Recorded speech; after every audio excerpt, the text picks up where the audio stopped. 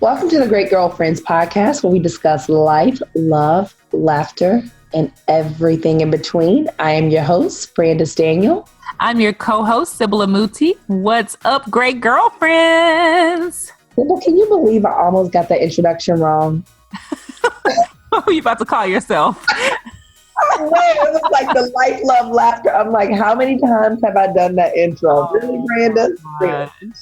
You want to hear something funny? I don't know. It's not one of my corny jokes. Okay, good. Yes, I want to hear it. So this past Friday, we decided, me, Tima Moody, and decided to meet up with my friend Crystal and Cam at Blaze Pizza, right? So, they tell you, you tell them what you want for your pizza. They ask you your name. So I said Beyonce. So You are so crazy. I said Beyonce. I don't even know why I thought about this, but this little girl could not stop staring. And it's like she wanted to ask, but she didn't want to be rude. But she kind of knew I wasn't Beyonce. But then she was like, but maybe that is Beyonce. I saw her debating and I didn't want to give her anything. And Crystal was like, just tell the little girl that you're not Beyonce. I'm like, I'm kind of enjoying this little girl. This little girl is trying to figure out who I was. And How old was she, Sybil? she had to be like 7. That is so at that funny. age where she knew better. Like, don't be polite, but at the same time, like, is that Beyonce eating at Blaze Pizza? Girl, I'm telling you, I laughed so hard at this child. That is hilarious. I laughed so hard. Listen, one of my favorite things to do, Great Girlfriends, here's a tip. If you ever want to make somebody's day when they're in food service, when they ask you a name for the order, just give them a celebrity name. It always trips them up. Like, I love doing that at Starbucks. And then when they call your name for your coffee and they're like, Mary J. Blige, and the whole Starbucks turns to look, it is hilarious. It's just something fun to do. Something fun. I love it. I can totally see you doing that too. I do this all the time, and they always get thrown off, and they're scared to write it, but then they write it, and then they call it out loud, and the whole place starts staring. It's very funny. So I dare you to introduce yourself as a celebrity at the Great Girlfriends Conference. Oh, I totally will do it. I got to pick who I'm going to be. When I was in Australia, this woman, and I'm going to say audacity, she had the audacity, and I mean well when I say this because I don't look like this woman, but I could get it from the hair and complexion and race. She goes, has anyone ever told you you remind me so much of Gayle King, Oprah's best friend? Really? Wow. That is like the stretch of all stretches. That's a stretch. That's a stretch. But hey, if you're gonna get, you never know if you're gonna get Gail's show. You know what I'm saying? You'll be Gail. I love me some Gayle, and I get it from the hair color perspective and the race, but that was just basically it. So I know. But anyway, who's coming to the conference? Raise your hand right where you are. You could be at work. You could be in your car. You could be at church. If you're at church, it's a perfect time. Raise your hand if you're going to be up in that conference June 13th through 15th and make some noise. You're in the middle of New York City. In the middle of New York City. Y'all, I don't even know what to wear. I'm so excited. Like, I don't know. I'm wearing skinty. You going skinty, B? I can't wait to see it. I am wearing skinty. Great Girlfriends, you have my word. I have an aggressive goal. I do. I have an aggressive goal. No, I could totally see you wearing something skinty, and her legs will be out because that is her. That's her favorite asset. Is her legs. That have the girls out. That would be correct. Even though I said I was going to wear pants, but we'll see. But I have to read a review, Sybil, because our Great Girlfriends are leaving us reviews. Thank you so much to all of you guys who are leaving us iTunes reviews. Okay, but I want to challenge those of you that have not. Yes. Not, because there's no reason why we have so many listeners and so few reviews, right? So we need y'all to really ramp up the reviews and get busy on iTunes and just leave a quick note just to say how much you love us and how much we're your favorite big sisters in all the world and how you can't imagine what your life would be like without this show. Something like that. Well, let me tell you, you're going to love this one. So this is from Breezy Girl 81. Okay. She said, my favorite girlfriends, Sybil and Brandis, have been my voice of reason, my support, and my motivation to want and do better in life. They help me stay positive and go for the best. And even in those times where and even in those times, I don't think I can. They push me to dig deep and find the desire to keep going. Two of the most inspiring women I know. Not only are they my girlfriends, but my big sisters for life. Yes, thank you so much. Oh my gosh, what a beautiful review. How beautiful is that? Oh my gosh. If you ever want to bring me to tears, say something nice. Just say something nice from the heart. And that is just, wow. What an honor. Thank you so much, Breezy. We would love to meet you in New York, Breezy. So send us an email, thegreatgirlfriends@gmail.com. We might have something special for you. Absolutely. I love it. So we got another treat for this episode. Yay, we like treats. So exciting, because if you were there last year, then you'll enjoy having this amazing recap from Doers and Disruptors 2018. But if you weren't in the building, you have an opportunity to just get a taste of what the experience is like. So we are pushing out this week an episode, a panel from last year's conference called Enough Talking, Get It Done. And that's for every one of us that sits with the idea and kind of wonders, should we, coulda, shoulda, woulda, make it happen? And do we qualify? And are we enough? And what does it take? We brought together 3 amazing women who have not taken no for an answer and just refused to roll over and cave. Yes, I'm so excited. So we have Kamara A. Unique, who's a celebrity makeup artist, Dorinda Walker, one of our just amazing great girlfriends, who's an author, and she's been on the podcast a few times. And then we had Dawn Chavot, who we met at the conference, but who was absolutely incredible. Yes. So I promise you, 2019 is the year of no excuses. And I think we probably have said that for every year, but I want to just remind you that this is an opportunity to take a listen at what these ladies had to say. Enjoy, take your notes, and then run over to the Great Girlfriends Conference.com and grab your ticket while they last. Absolutely. All right. Enjoy. We'll be right back after these messages. Hey, great girlfriends, we're inviting you to join us for the 2019 Doers and Disruptors Conference, June 13th through the 15th in New York City. This 3-day event includes exciting receptions, life-changing panels, incredible mastermind groups, connections, and more. This year, we had over 100 great girlfriends from around the world connect with like-minded women and create incredible memories. Now, it's your turn to be a part of this exclusive event. Visit our website, www.thegreatgirlfriendsconference.com, to grab an early bird ticket for yourself and your greatest girlfriend. We cannot wait to see you there. So our next panel, so you guys know this is a Doers and Disruptors panel. So our next panel is about enough talk. How many people talk about their ideas for years? I'm guilty. I'm so guilty. I listened back at the podcast and stuff I said I was going to do, and I was like, oh my God, I've been talking about that for 3 years.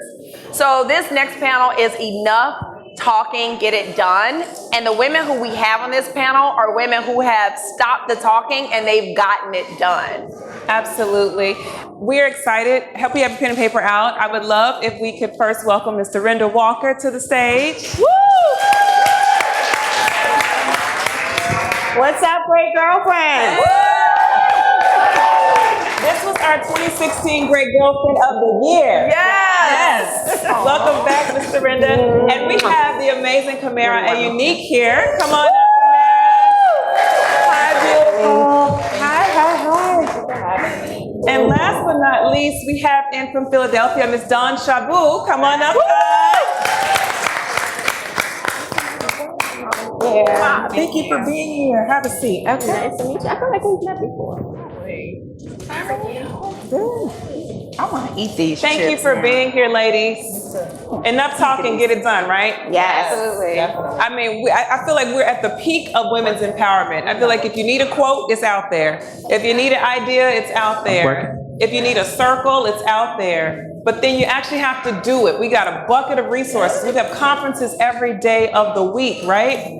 But then there's a doing that takes place. And that's what makes the difference. It's standing here and then it's jumping over that line, Brandis calls a cliff jump, and going after the thing that you really want to achieve instead of that I think I can, constantly cranking the engine.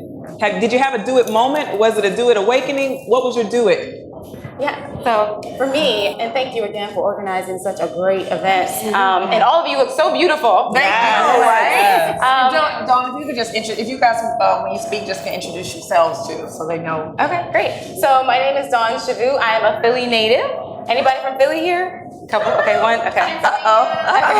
Nice. And so I own a management consulting firm called Shavu Consulting. We're WMBE, DBE certified. We do event planning and operations. We do fundraising. We do strategic planning, and we work with a lot of high-profile people throughout the country. So it's great. In addition to that, I'm a mom. I have a 3-year-old and an 18-month-old at home. Wow. And I'm a wife, and I'm a community activist, and I love supporting women and women who are trying to make it to the next level. So I'm so happy to be here and to see all of you. So that's a little bit about me. Awesome. Your do it moment. So my do it moment was, I was working in a full-time position, very comfortable. I could have probably been there the entire time. I was working for a state senator. I was the chief of staff, and I could have probably had that job for the rest of my life. And I prayed about it, and I knew that that wasn't all God had for me. And so I left without a job, without a plan, but I knew that God had a plan. And the next day, after I resigned, I got a call for a new opportunity to do some work with a client who ended up being my client for 3 years. And so I knew that it was time for me to go. Before I actually did it, I was in the position as the chief of staff for almost, 9 years. I came straight out of college. I did not, plan to even work for an elected official. I started at the bottom as an executive assistant and worked my way up. But I knew I didn't want to be in government for the rest of my life. But it was comfortable. I had benefits. I had a steady paycheck. And I was doing my thing, But, it just wasn't what God had for me. And so at that moment, I said, you know what? I can't keep putting this self-doubt in my head and keeping me from moving in my purpose. And starting the business was the best decision that I made. Thank God that He directed and ordered my steps. And then I trusted that that was exactly what I was supposed to do. Because it's easy to talk about trust, but then when you have to implement it and just sit back and watch what He has for you, it's very difficult. It's very difficult. It was a very difficult moment in my life. I was single. I didn't know what was going to be next for me. And 8 years later, I have a thriving business, and it's been wonderful. Awesome. And I'm married with kids, so it's good. Awesome. So my do it moment. Yeah. Hi guys, I'm Kamara A. Unique. I'm a professional makeup artist. I don't like to call myself a celebrity makeup artist because I'm not like trying to be a celebrity. I just work with them. I love what I do. I also give a lot of advice on my Instagram to other artists, and Nicole, we had a moment upstairs, and I love inspiring other artists and letting them know that I got their back. I love inspiring other women and letting them know I got their back. And my do it moment was when I left MAC. After 2 years to the day that I got hired, the do it moment was when I left Estee Lauder. I was working at Estee Lauder at Lord & Taylor, and I was making $85,000 a year. I had amazing clientele. I always loved retail. Retail was my thing. I love speaking to people. I could sell gum off the floor. And I was doing so good at that. And I was like, I'm gonna just, this is great.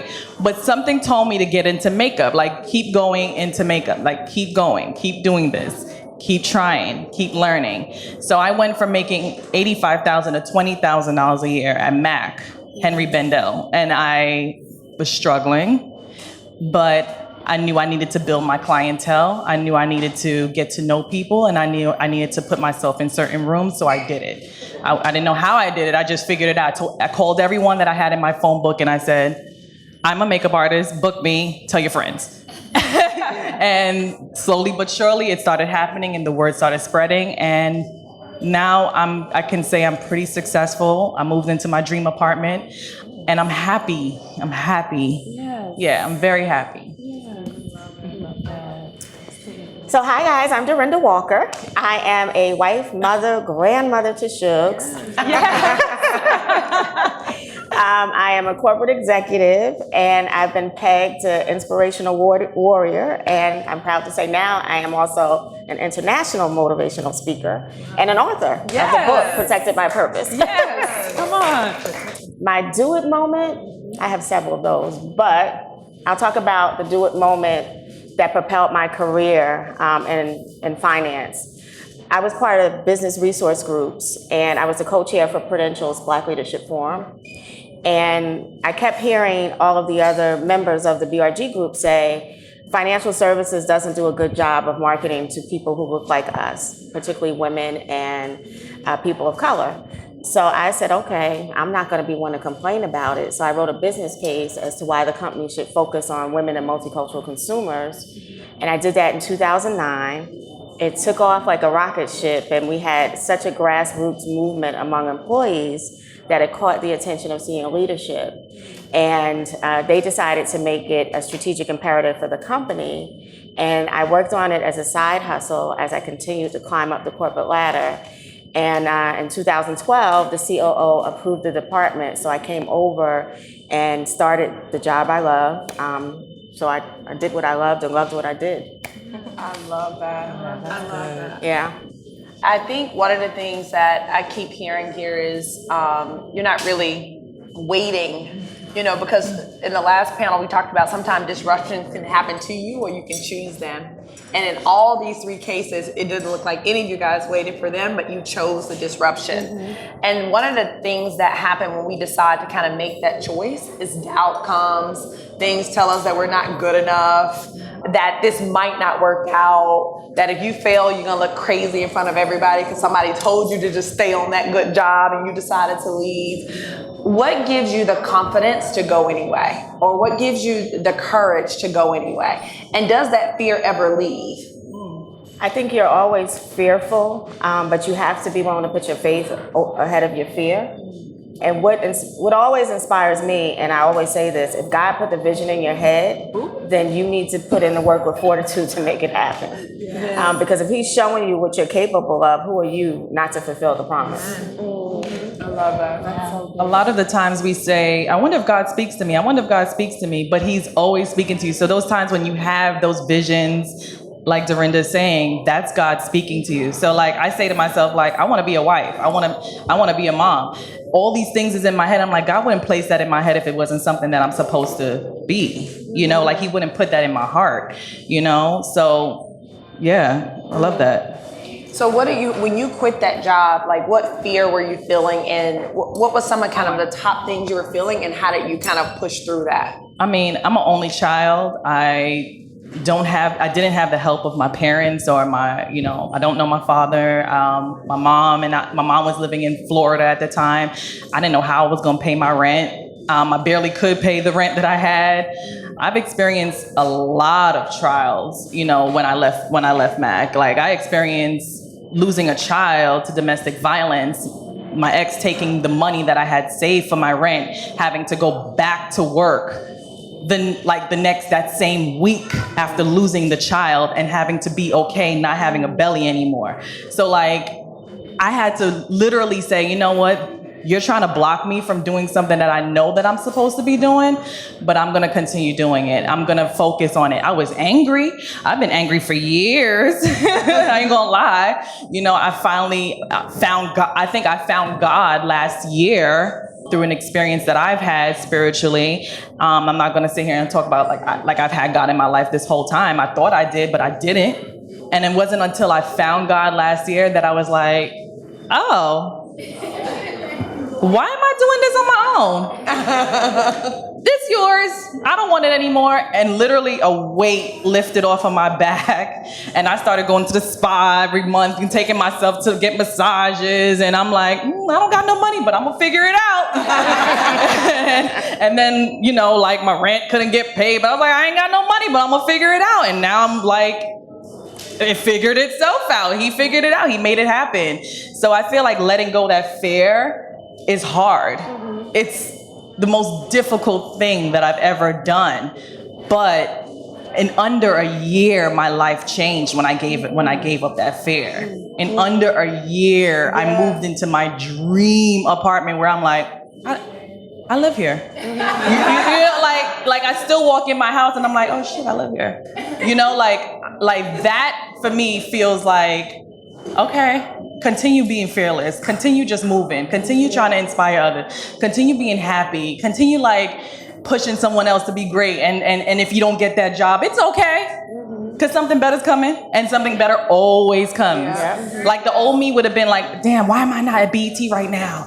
Or why am I not doing those clients? And why they didn't book me? And I got called for a sponsorship yesterday for a client that's doing BET this week, and for Pat McGrath. And they're like, we're gonna pay you this. And I'm like, and the old me would have ignored it.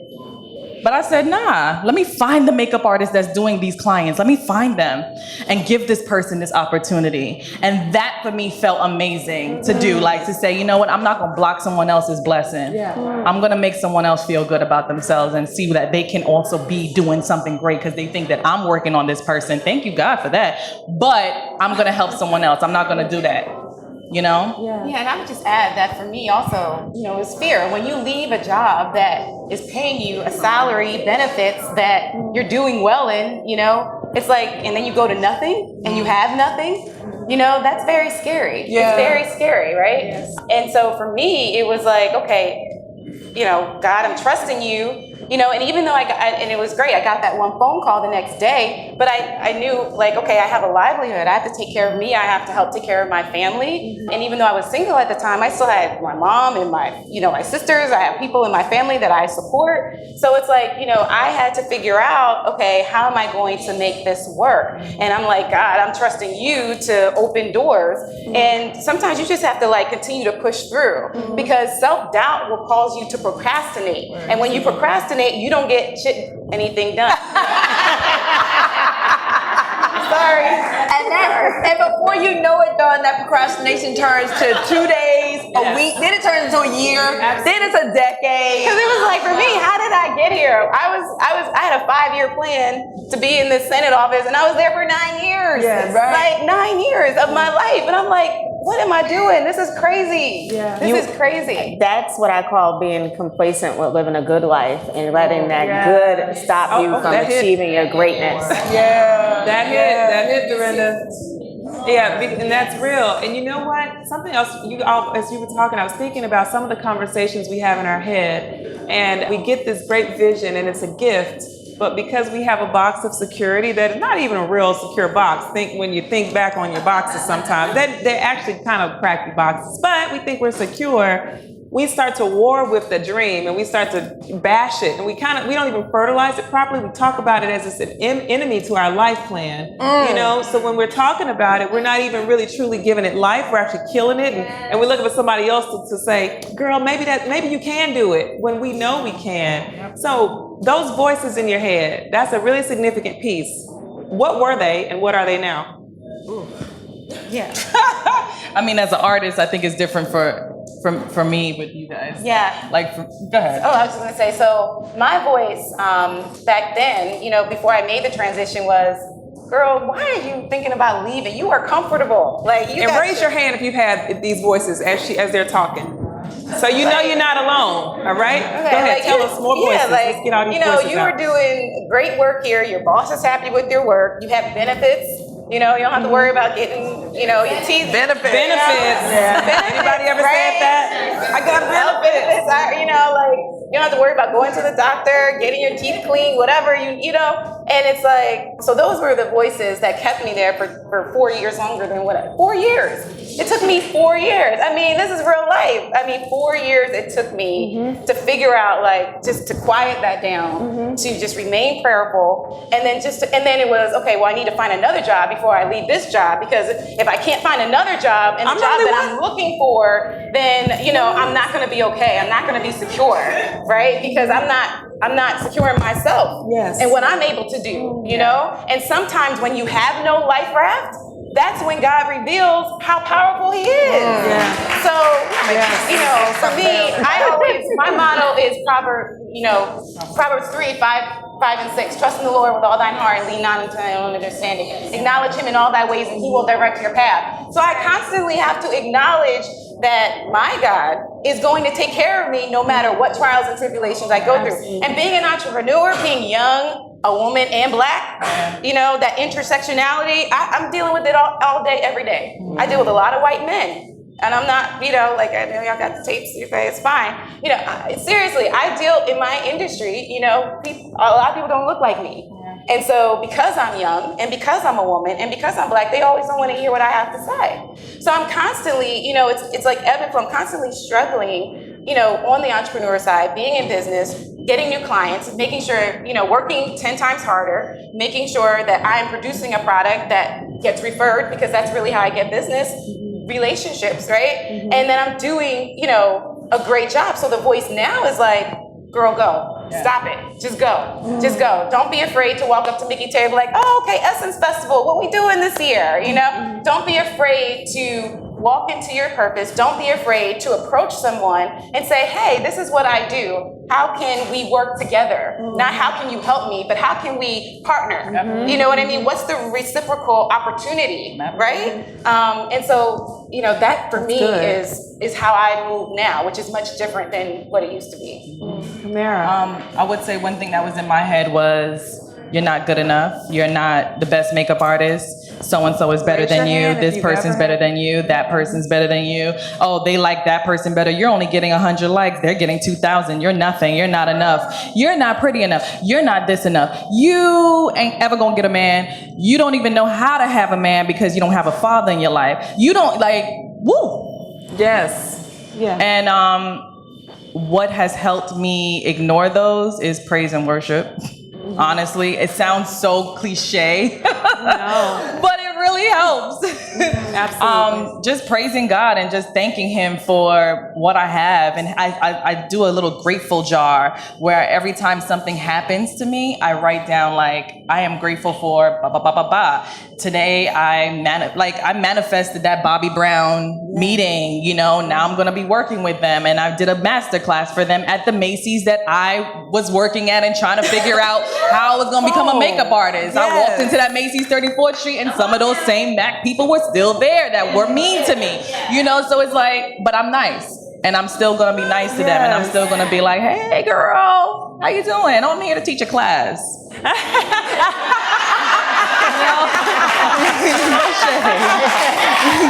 No shade. A master class. You know, Bobby Brown. Yeah. You know, so just taking all those achievements and just seeing it and just saying to myself, like, girl, look at where you've been. Look at how far you've come.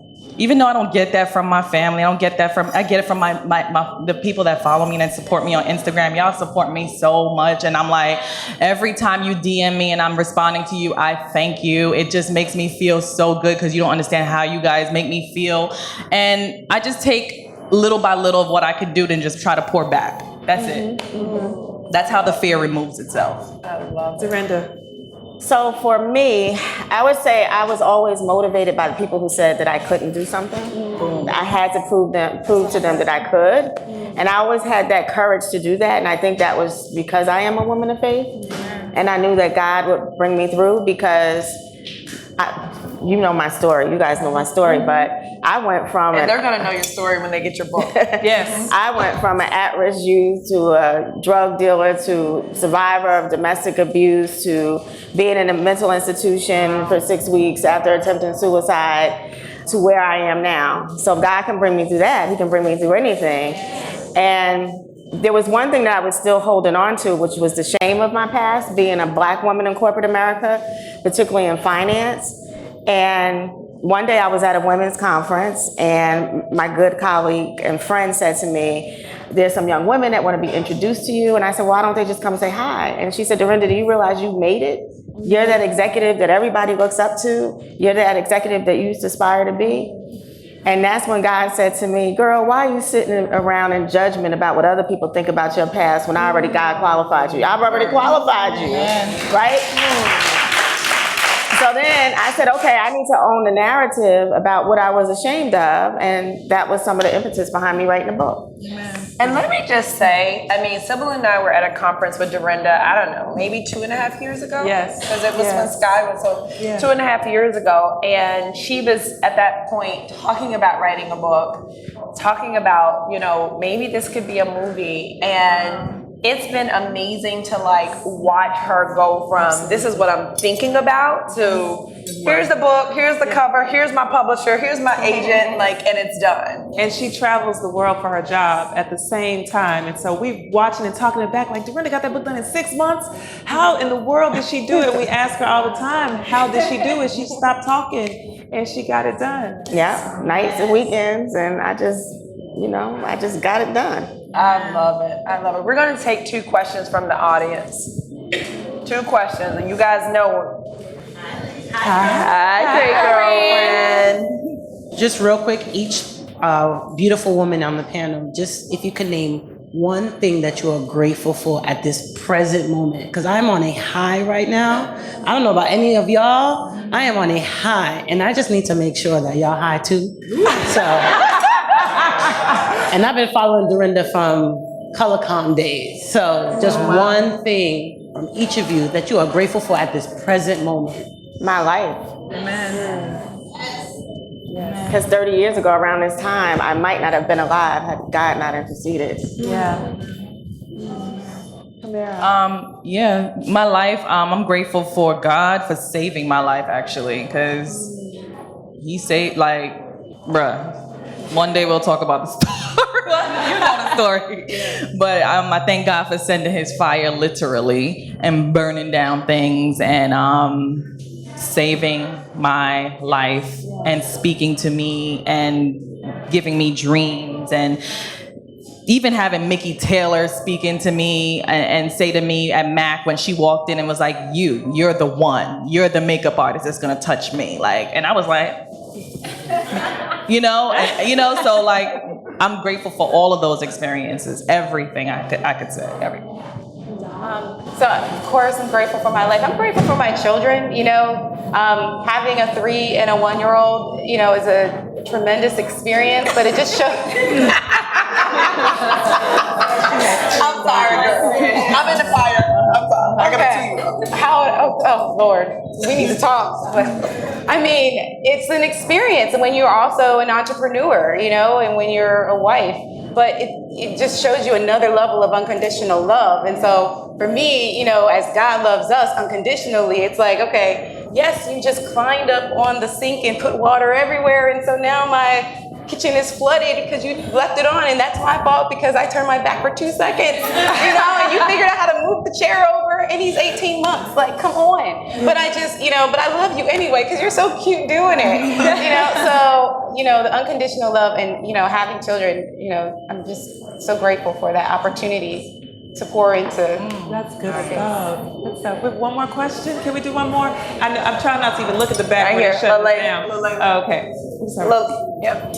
Hello, good morning, ladies. Good morning. I lost a little bit of my voice because I was just talking to so many beautiful, amazing women last night.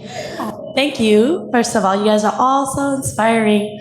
One of the things, and this just comes off of the heel that what you were talking about, and also what Sybil just mentioned about, I'm a mother. I have 4 children, 15 months to 9-year-olds, in between 7-year-old twins, full-time job. Husband is a stay-at-home dad, so I'm the breadwinner. So in thinking about how you started your own, taking your path and your purpose and your passion, and knowing you have those responsibilities at the home and wanting to make that time to pursue that, but then also balancing that love, with your husband, your partner, and being present for your kids. There's so much. Like for me, I struggle with like the time. Where am I going to find time to do that when I have 4 kids? This, and this. And I think that that's kind of what has held me back for years. So I'd love it if I could just hear like how, whatever it is that because we all have all of those other responsibilities in our life. How do you manage that to pursue that passion that you have and find the time while not taking away from the people that you love. I can start with that because I just had a heck of a morning. I went food shopping, got my hair done, went back to the cleaners and the post office all before I came here today. And I didn't plan on going food shopping, but when I went to open the refrigerator, there was a list and it was 2 pages. And at the bottom in big red letters, it said, "Really, Mom?"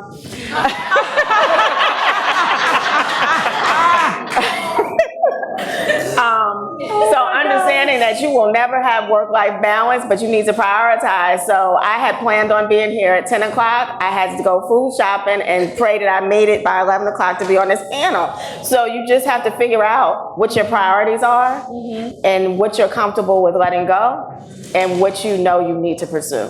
Yeah, and I would just add something to that because I agree wholeheartedly with what you're saying, Dorinda. You know, I had to come up with a self-care plan. Because when the first one was here, I was like, oh, okay, I got this. But when 2 got here, I was like, oh, Lord, I don't know. What is this? I'm a little crazy. And I found that I was pouring into business, wife, I was pouring into everybody but me. And I'm like, I felt like I was neglecting myself. Like I wasn't doing any of the things that I enjoy to keep me in a space that allows me to continue to give to other people. And so I had to sit down with my husband, tell him I'm gonna make a plan. I had to put seriously, I had to write something down like, okay, I need this amount of time for work. I need to carve out this amount of time for family. And then I need some amount of time for me. And I had to get up earlier. I had to go to bed a little bit later, but I had to stick to a plan, and then get some additional support from some other family and friends. Because not all your family is great with your kids. Have you had that yet? So I had to get some of my friends to also help with support so that I could make time for me. Because when you're stressed and when you're tired and when you are constantly doing for others and not doing for self, you think that, you're being productive, but you're not. Because you're not allowing yourself to focus on you. Yes. And you need to focus on you so that you can be, a light to other people. Yes.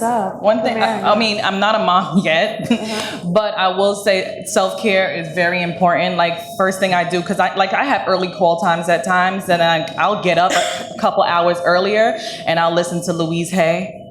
Get into her, she's the bomb. And I would listen to her 101 affirmations. It takes 30 minutes. Then I listen to Cindy Trim, her healing prayer, 30 minutes. Literally, that's my hour. And then as I'm getting ready, Louise Hay has this thing called Mirror Talk. And I say to myself, as I'm doing my makeup, I'm saying, you're so beautiful. Everyone loves you. You attract love. You are amazing. You're going to take over this day and control it. And that's my little bit of self-care until I get in front of my clients and it's all about them. Because when I get in front of the clients, it's not about me anymore. So I make sure I do those things that I can do for myself before I get in front of people. But you got to carve time out for you, and make the plan. Definitely. Because I only have 2, you have 4, so I know. And don't feel guilty about your husband being a stay-at-home husband too, because I know you probably feel like, damn, he's been with the kids all day. Maybe I want to I mean, look at me, I'm ready to be a wife.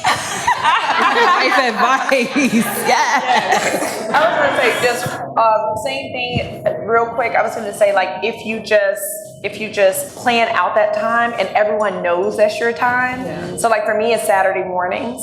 So Saturday mornings, I leave the house at 6:37 and I'm gone for 4 hours to do whatever I need to do for me. But now my husband's used to it. So they know that's my time. So if you plan it and people know it, then they'll start to work around your time. You definitely need non-negotiables. Every woman needs non-negotiables. Right, and your husband wants you to be happy, okay? Yeah. Happy life, happy wife. So this has been amazing. Thank you all so much for your time this morning.